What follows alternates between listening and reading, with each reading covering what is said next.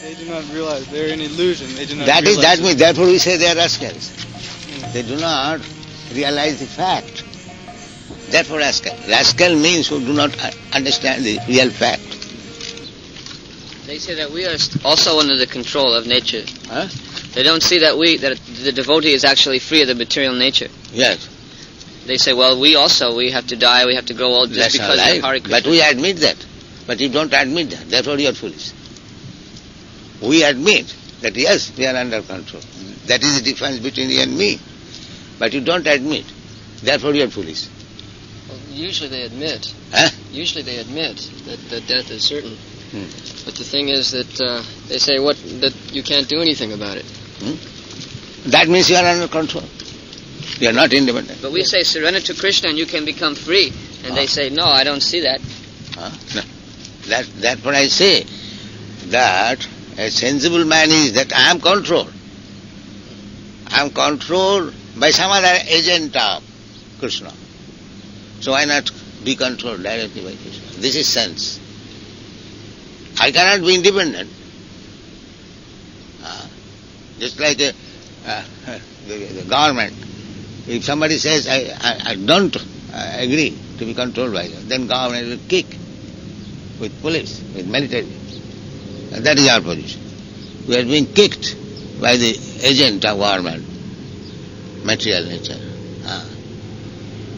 We are desiring in different way to become controller or enjoyer, and we are being offered different facilities, different types of body, birth and death. So, because they have no sense, they have accepted this process. So, by the force of nature, you wanted to desire, you desired this thing, all right, take this body. You wanted to eat without discrimination, all right, take this body of a pig and eat up to stool. That is nature's gift.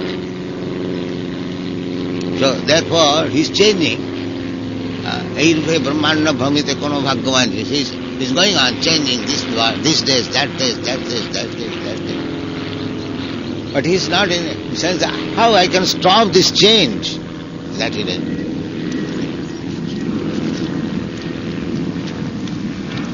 Now, as American, they have so many nice facilities. But you cannot enjoy them. By nature's force, you'll have to change. What you can do? Today you are living in the 24th floor of this skyscraper, and tomorrow you may become a rat in that room. How you can change it? It is not in your power. The rat is also in the same room, and you are also in the same room. Who has made this arrangement? So they say the bug is also there, the mosquito is also there, the lizard is also there. So many bodies, they are in the same room, but the enjoyment is not the same. Lizard enjoyment is not exactly like the occupier of the room. So they say that because life is temporary, let's live it up. That is foolish, another foolishness.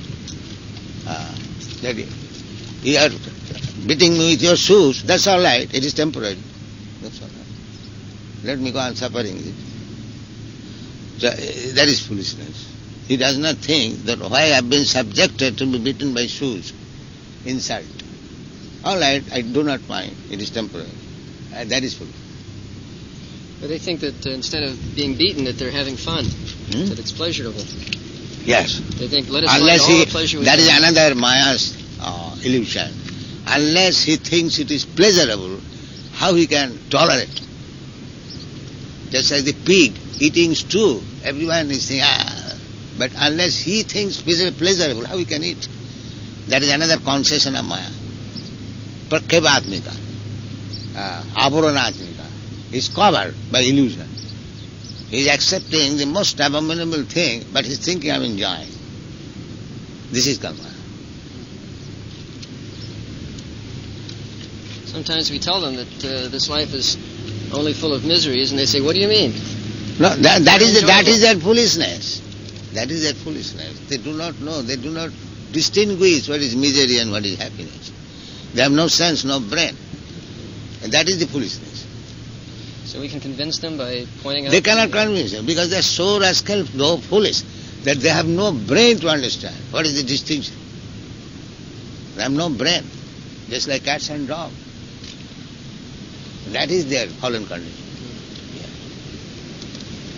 They believe that this misery is good.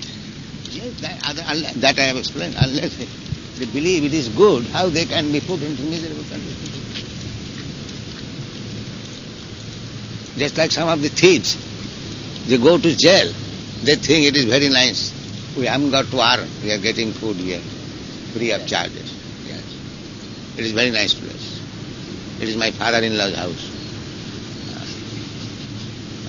So unless they believe, how they can tolerate such tribulations?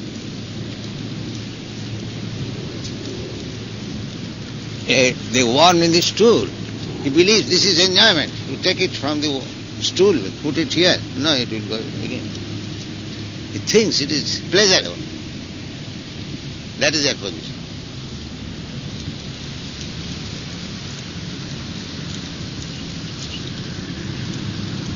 Therefore they have been described as mudha.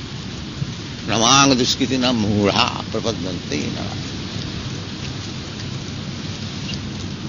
When they believe it, oh, it is not good, that is their good fortune. Then they are fortunate. That is explained by Sri Chaitanya Mahaprabhu.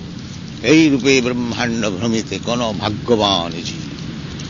When they come to that fortunate position, that is first class.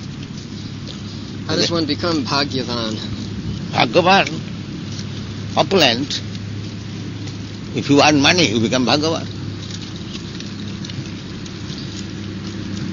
Bhagavan means the word has come from Bhagavan. And Bhagavan means opulence. 6 kinds of opulence. Riches. Aishajyasya samagrasya bijyasya jasya sasya.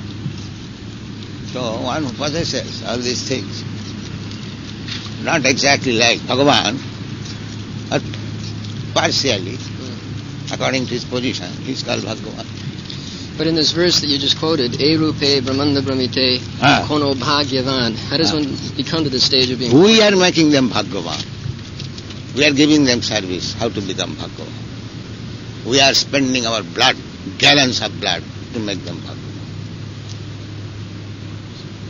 This is the sacrifice of the devotees.